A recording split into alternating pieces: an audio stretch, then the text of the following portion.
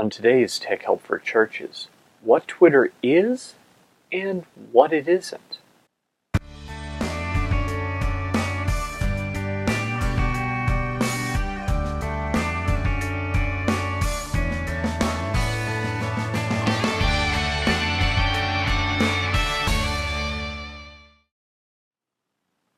Hi everyone, and welcome again to another episode of Tech Help for Churches. This is the show where we talk about using the internet, the web, social media, etc.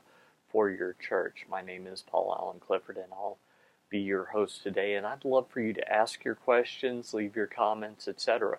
So the first and easiest way to do that is wherever you're watching this, there's probably comments below. Just write those there. If you prefer, you can always drop me a line, paul@trinitydigitalmedia.com, or hit me up on Twitter, Paul Allen Cliff, PaulAlanClif, and there you can interact with me as well. So let's talk about Twitter. As you may or may not know, I did write the book on Twitter for churches. This is called Tweeting Church, and so let's talk first about what Twitter is and what it isn't. Because of the original question, which was, what are you doing? A lot of people started believing that Twitter was all about the mundane details of life. The prototypical thing is, oh, I don't want to use Twitter. I don't think anyone cares if I had a ham sandwich for lunch.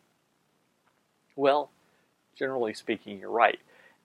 And that is the problem. Now, they've changed it somewhat, but that's really not what Twitter is for. It's not for sharing the mundane details of life. In fact, if you do that, you're really not using it to its potential. So that's the first thing that Twitter isn't, is it's not a place to share the mundane details of life. It's not a place to say, oh, just clip my toenails. Really not interesting. Now, we'll talk about that here in just a second. It's not a place to hawk your wares. This is something that I see brands and churches get wrong all the time. They never provide any value. They never do anything. They just say, hey, buy a Coca-Cola, or hey, head on over to McDonald's, or hey, our services are at 9 and 11 a.m. on Sunday. You can do some of that, but that shouldn't be your primary job on Twitter. You shouldn't be thinking, okay, how can I get these people to buy or attend or etc. Think instead, how can I be helpful to them? Next, it's not a place to brag about your numbers. I've been guilty of this, and that's partially because I'm surprised at how big my account has grown.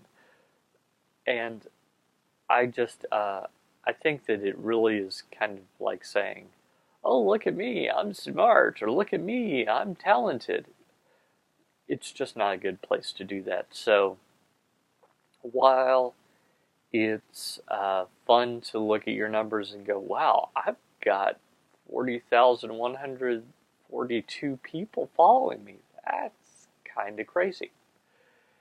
It's really not something that I would recommend you doing on Twitter. Just, make a note of it, chart it in an Excel file, do what you want. Just don't be, hey, look at me, I'm great. No one wants that. So you'll actually lose numbers if you start bragging about your numbers. Next, it's not a place to stroke your ego. Now, I all know that we're searching for significance. We all want to be better at stuff. We all want to be acknowledged as an expert or just generally liked. But Twitter isn't a place for you to say, hey, look at this great thing that I did. Now, I've been guilty of that. As I've started exercising, I've kind of been surprised that at the age of 40, I'm able to do some of the things that I'm doing.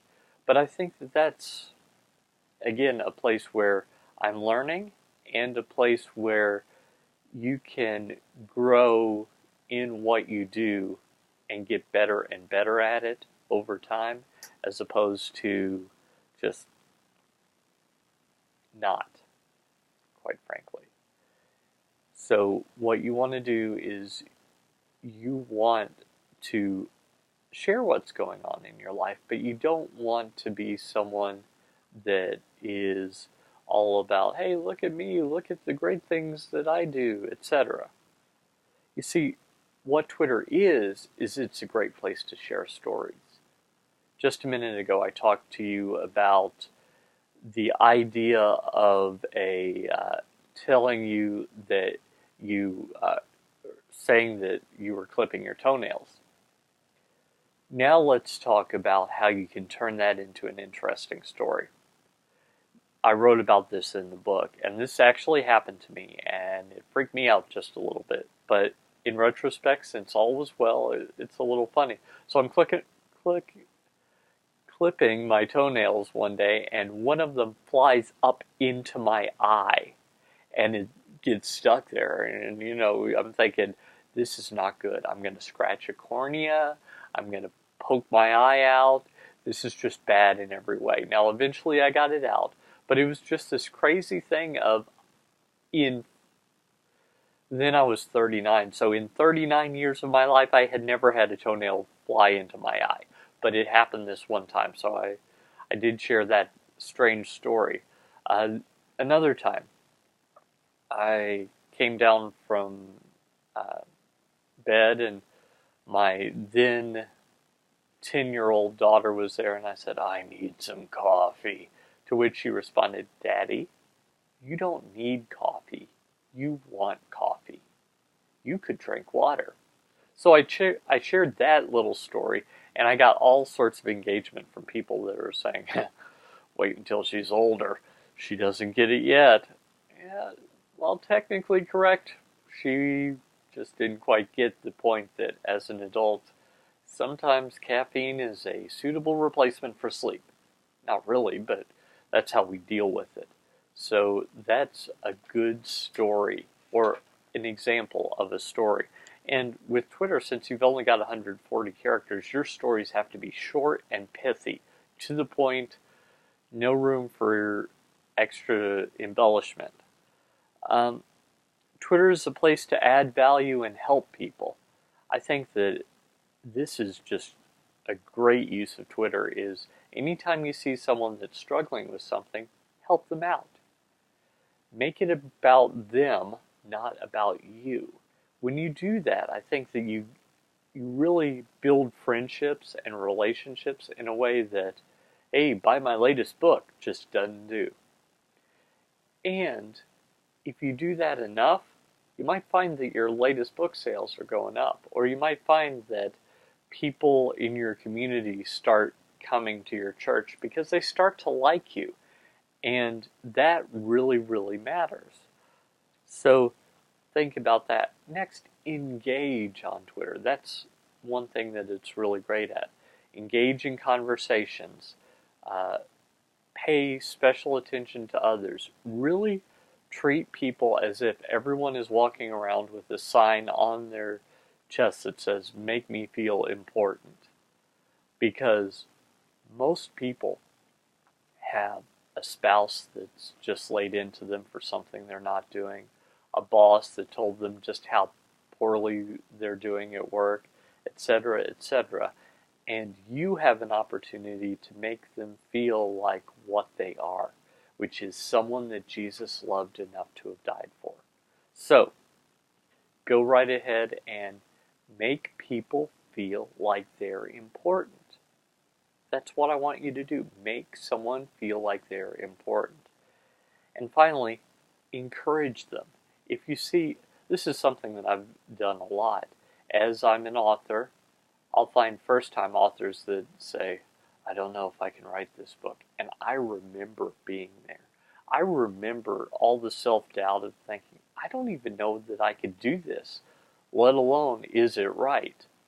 So that's exactly what I want to encourage you to do, is look for people and give them courage for what they're doing. That's what encourage means. To impart courage, to tell them who they are. I was recently at an event at my church. It's our leadership retreat, and we had an activity where we were all about encouraging each other. And that actually gave me courage. One of the encouragements, which was that I was best when I was pushing through the hard to get to what God had for me, it gave me courage to actually do that. And so that's what I really want to encourage you to do. You see, when we break it down, what Twitter is Twitter is all about relationships. Now, you can think of it as a broadcast medium, but please don't. Please don't stop there.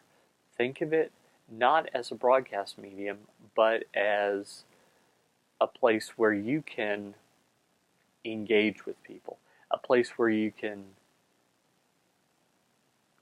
really become friends with people that you wouldn't meet otherwise, people from all over the world. Because it's not live, you can make friends with people in China. You can make friends with people in Africa. You can make friends with people in Europe. Do you see how you have more flexibility on Twitter than you would normally have? And you can also reach out to people in your neighborhood that maybe are too afraid to come out, or maybe think that your church isn't for them. And you can let them know that it is, and that the walls haven't fallen down or caved in when someone who thought themselves a notorious sinner came in the past. So they're probably not going to do that again. Some final thoughts right after this. The Church TechCast Network shows and Tech Help for Churches are generously provided for by viewers like you. Thank you. Head on over to patreon.com/Paul Allen Cliff. That's patreon.com/PaulAlanClif, and you can support the show. Every little bit helps. Thank you.